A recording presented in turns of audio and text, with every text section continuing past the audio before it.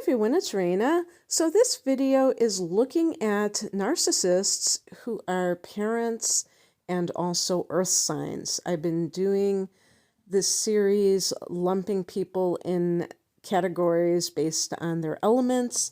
I have done this in the past with just general narcissists, and then I went sign by sign, and that is on my channel. If you want to check that out, I will try to link it below if I remember. But this is the specific dynamic between parent and child, because as we know, this dynamic is going to be one when the child is a minor, where the parent is in this position of power, and when they abuse that power, like narcissists tend to do, it's like let me put it this way, it's not an equal relationship. Okay, so that in and of itself sets up the possibility for abuse of power, which is a very common theme with malignant narcissists.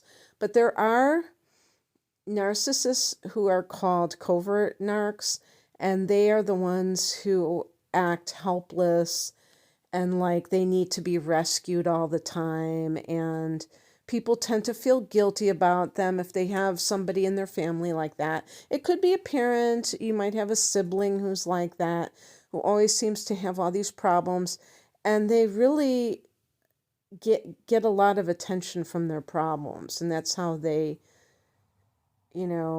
control situations, basically.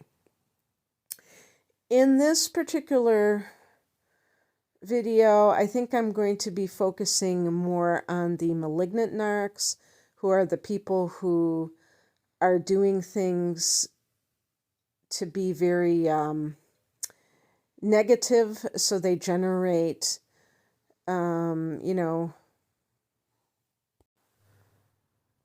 negative responses that they feed off of.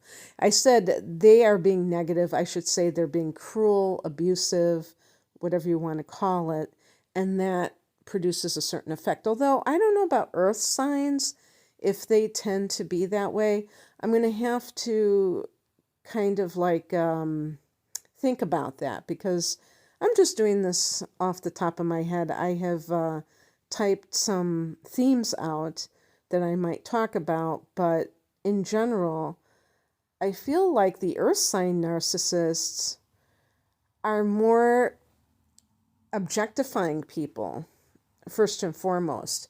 And I think of the King of Pentacles in reverse, and one of the definitions that I read of it which was something like, let's say it's a boss, because narcissists can really show up in any type of environment where they are in positions of authority. So the boss who looks at the employees based on how much money they can generate for them. Like the bottom line is always what they're into, and they're not really caring about the fact that these are human beings and they should be treated with respect and not just treated as objects that can help that person make more and more money. But this is like the parent-child relationship. And so basically, when we're talking about earth sign narcissists and parents, it's mostly about how does the parent control the child. And with this, it will be through financial resources.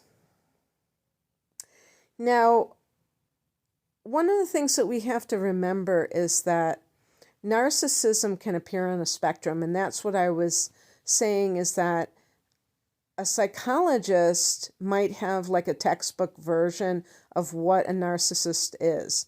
I'm obviously not in that field, so I'm just thinking about what my version of a narcissist is, knowing that there are different levels of it and different types of narcissists. But let's talk about the malignant narcissist. That's the person, like I said, who is deliberately trying to provoke other people because they feed off of what is called the supply or the negative energy that they are generating. This is because these sorts of people are empty shells, and this is due to trauma. So they have to, in order to feel something, they have to create drama. I mean, drama is really a good way of putting it. I said negative energy, but we could say drama, okay? Because, and it has to be like a lower vibration, because I think that for some reason they're like allergic almost to anything of a higher vibration. This is one of the reasons why I think so many narcissists make a beeline towards people who are empaths, because we, and I consider myself an empath, tend to be forgiving. We tend to have insight into human personality, and we know that people are imperfect and that they make mistakes, and we believe in loving people unconditionally. I was going to say, boy, are we idiots. No, but I'm just joking. I don't think it's wrong to be like that. But the problem is that when you are in a parent-child relationship, you don't have any freedom, basically. You don't have the ability to say, you know what, this is an abusive relationship, I'm out of here. Of course, there are minors, and sometimes they're quite young, who do run away from home. And I kind of got into watching videos about narcissism, and I did read comments from people who did leave home early, and not just like at 17, like sometimes they were a lot younger than that. And it's dangerous, obviously, to do something like that. But sometimes it's so bad at home that some young people feel like they have to do it. But look, even if somebody ran away from home when they were 15 years old, that means they had 15 years day in, day out with that parent or those parents. If you're talking about two narcissists, one might be covert, one might be overt or malignant. And that is devastating, because it's just day in, day out. Even if the child is conscious enough to know that something is wrong and it isn't right how they're being treated, they're still being treated this way. And it's still horrible, and it still can affect them very deeply. So I just wanted to point that out. And so when a child is a minor, they are completely dependent on their parent. What is the number one way that a child is dependent? It's through the material resources. They're dependent on the child for a roof over their head, clothing, food, and things like that. I was saying that I was going to talk about the malignant narcissist, because they're the one who is doing something negative in a more conscious way, or, a more deliberate way. But now that I think about it, a covert narc could affect children's resources, for instance, by being some sort of an addict, whether it's alcohol or other type of drug. And they could neglect their child. And when a child is neglected, that is a form of abuse. I really don't like to call it abuse, though. Mistreatment. But it's not malicious, because these people really identify in the role as a victim, and they're reliving it as an adult. And they really are, a lot of times they're self-destructive, and that's why they're using. But of course, it can affect the child adversely. So if you grew up and you were deprived of basic things that you needed to live, like even if you had a roof over your head, if you had to kind of scrounge around to find food, or if you shoplifted to have food because you just didn't have any, or you had to ask other kids at school or adults, that is due to this type of person who is a covert narcissist and is really all consumed so much with their own problems. And yes, sometimes mental illness can be mixed in there, and so it's hard to say whether or not the person is simply self-absorbed or if they are just totally like out of touch with reality, and it's not really just about being self-absorbed. I really sometimes am a little bit leery of kind of speculating about that, because I do think there are different situations going on. I really like to focus more on the malignant narcissist overall, because I think that this is the one that is clearly, and deliberately trying to thwart their children's success for their own personal needs. One of the ways that a malignant narcissist will do this is through making their child financially dependent. And this is what we would call spoiling a child. And then kind of pulling the plug, or something where they're manipulating with money. Now, how I think this can happen, and it's kind of like what we would call like a blurry line, or a fuzzy kind of a line there, because some parents give children money for good grades. Okay.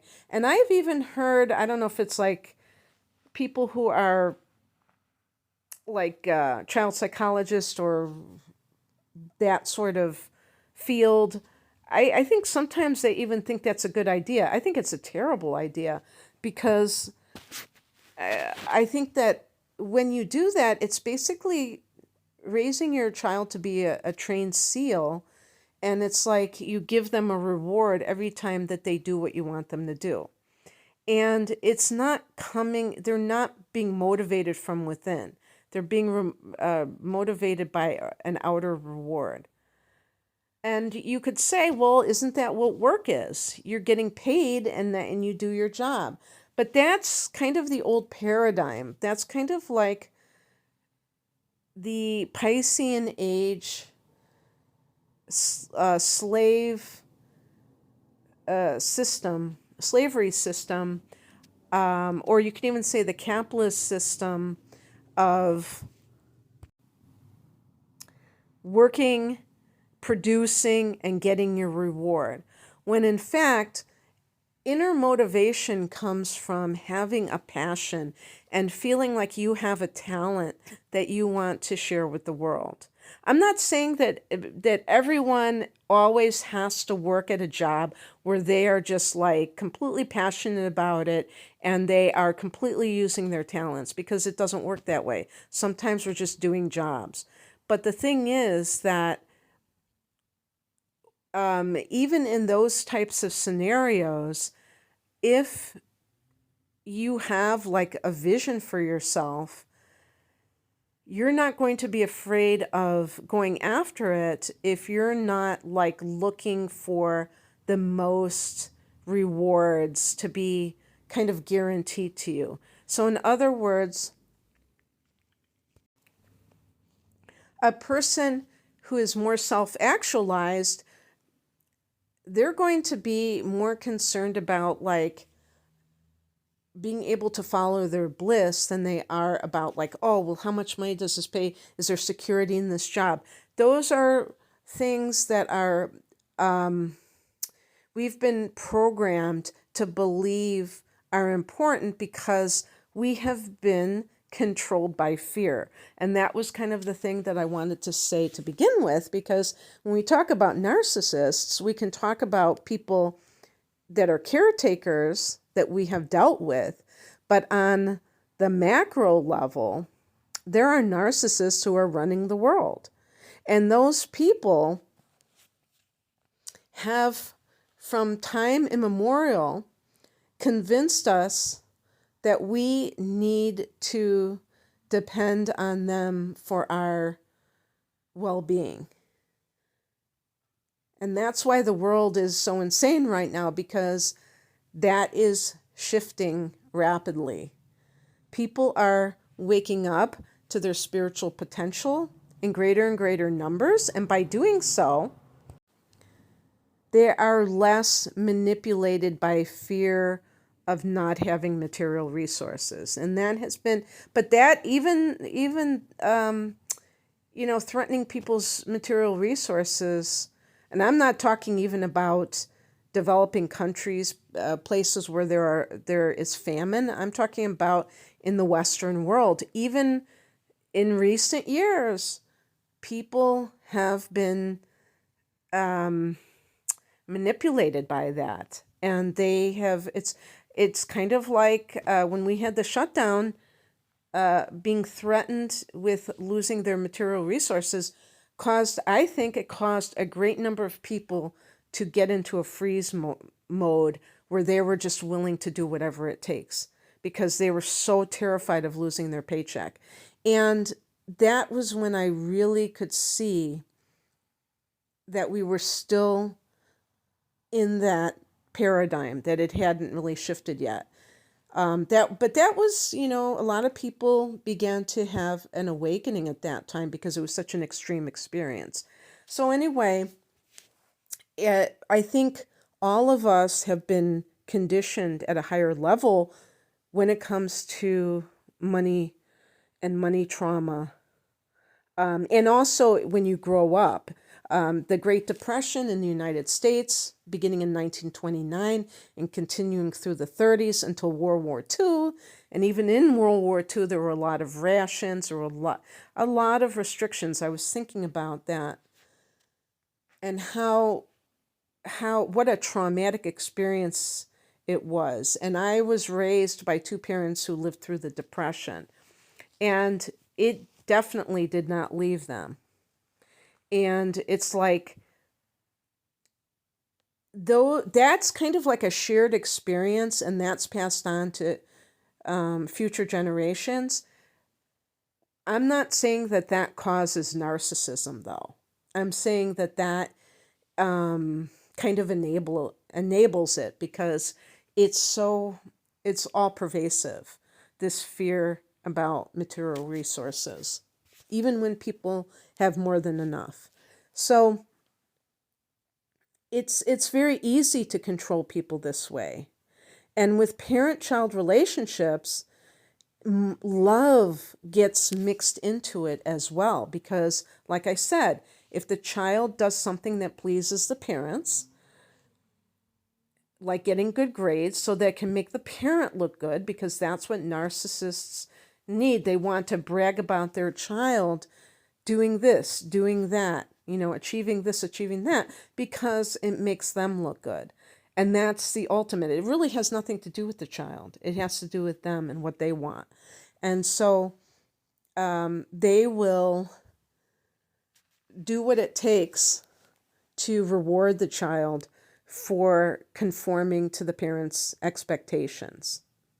But the child, at a deeper level, maybe not at a conscious level, but at some level, knows that this acceptance is conditional.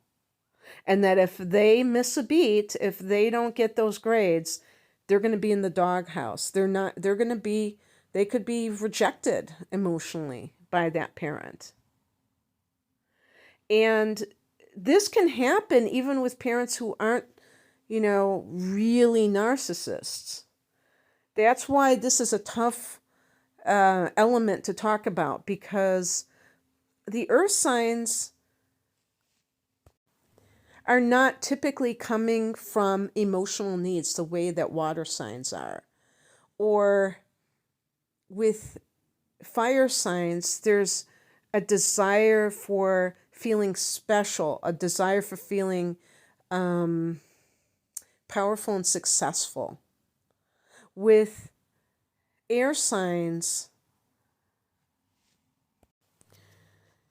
it's similar to earth signs in that there is a detachment from the emotional. And that affects relationships, because relationships are first and foremost emotional bonds or lack thereof. And so with the earth signs, to me, what I had said originally, like objectifying people, is to me really the crux of the situation, is that they are looking at people as pawns in their game. They're looking at their children as objects to give them what they don't feel like they have inside, whether it is admiration from others. They can tell everybody, my child did this, my child did that. So tangible results, grades, even like being beautiful, because the earth signs are connected with the physical. So if an earth sign mother has a child, and I was going to say especially like a Taurus ruled by Venus, but has a child who they think is the most beautiful child, you can see sometimes that narcissism coming out as competitiveness in terms of their child maybe being the whatever. I was going to say the smartest, and I thought, wow,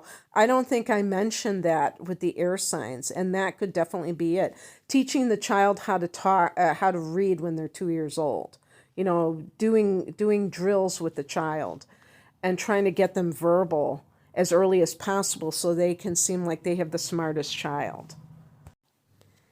Maybe with earth signs, it is dressing their children in the best clothes, in the designer clothes, or, that's objectifying the child. It's all about the image. It's all about the materialism.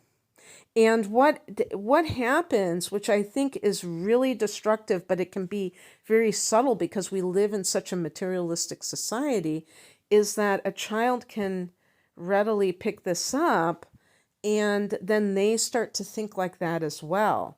And it really cuts down on our humanity when we focus on, things at the superficial level. Getting back to the materialism or the financial dependency, how you see this play out is that a child may be given everything. And it's almost like, and oh yeah, and I didn't write this down, but I would say kind of like a side angle of this that's kind of similar is the child who has everything done for them so that they are not able to have these life skills. They are making that child helpless, so that child is dependent on the parent. That could be another thing that they do.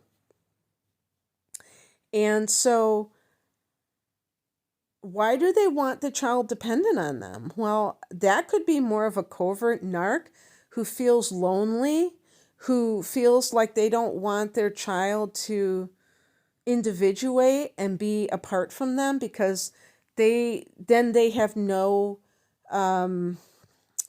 identity as a parent, because they're, once a child is old enough, and this will be in one's teens, in particular when they might have their first job, for instance, and they start to, put their toe into the adult world by working, and maybe like when they go off to college or they leave home, get an apartment, get a job, all those what we would call passages to adulthood. If that were encouraged, the parent would be left behind in their eyes. These are the narcissists, because narcissists are mainly thinking about getting their own needs met. I do think that those will tend to be the more covert narcs who are more emotionally dependent and insecure. The the malignant narcissists, they're the ones that are playing games with money, and they're trying to keep their child or even their adult child groveling and humiliated for money. This is one of the reasons why, if you are an adult and you still accept money from a narcissistic parent, you have to understand that you will probably pay a very dear price for that, because you will earn that money for sure. But it comes with strings attached, even if you don't know what they are. You may have to get humiliated. You may have to get, because they have to get that supply, and they'll do it anyway, but they're using money as that carrot to lure you into that situation. And you have to ask yourself, is it worth it? And another thing too is that if you become addicted to that money that you're getting from them, that can thwart your own sense of feeling, independent, feeling. I think the word I was looking for is autonomous, which is really like another word for independent, but also competent. Also feeling like you can make it in the world. Like you don't need your mommy or daddy to pay your bills.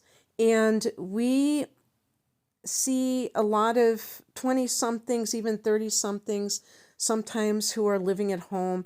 And in this type of economy that we have, that doesn't mean that there is something wrong with those people. But there are circumstances where there could be a narcissistic abuse occurring in that parent-child relationship, and that parent is treating that 20-something or 30-something like a child.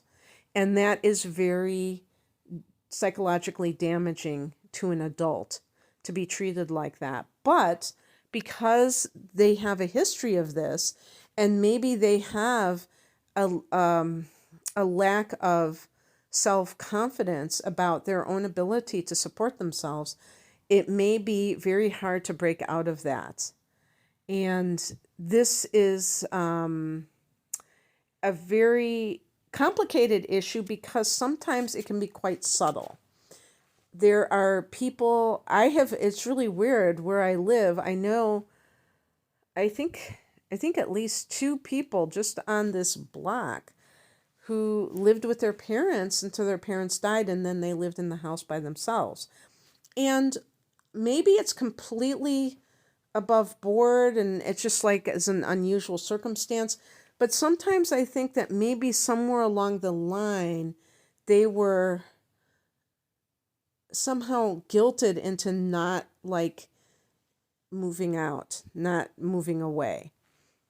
Just in certain circumstances, because, there are plenty of cultures around the world where families, there are generational families. They're not just like one nuclear family. It's just like that coexist in a single dwelling.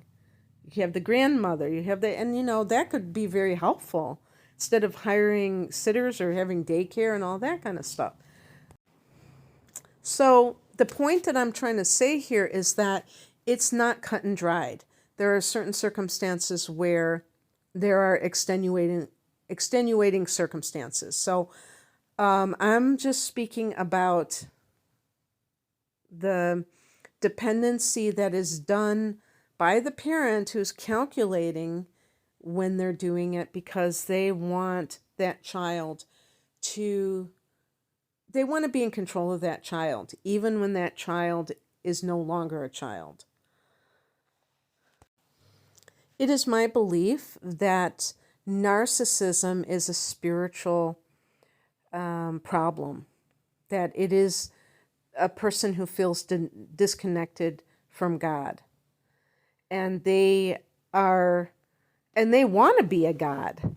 They want to be the god of their children when you're talking about the parent-child relationship. And it is an abuse of power. And to me, there's nothing as low, or very few things as low, as the abuse of power over somebody who is dependent on you, who doesn't have the wherewithal to be able to just like remove themselves from that situation. And I would even extend that to bosses who are narcissists, whose employees depend on their paycheck to keep a roof over their head. But at least an adult has the agency to be able to say, I quit. A child can't do that. And so if you have been the victim of a narcissistic parent who is an earth sign, you might want to check out my general video on that, where I'm sure I talk about, different aspects of it. I can't remember because I did those videos a really long time ago. But anyway, I want to thank you for listening. And if you would like a private reading, the link is below. Take care. Bye.